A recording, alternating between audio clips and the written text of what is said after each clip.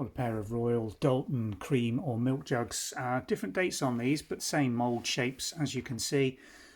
This one is the standard size from the tea set, half pint, the Coppice, with green lion crown and orb marks.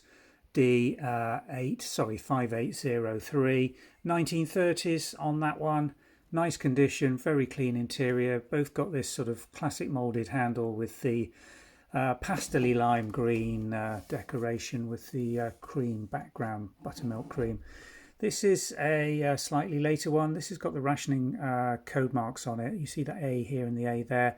Dates this one to 1950s, post-war period of rationing in the UK, where you used your coupons to buy china and they were assigned to various codes or grades in terms of the cost. This is a quarter pint cream or milk jug, comes from the coffee set, smaller version of the larger one, again in very good clean condition.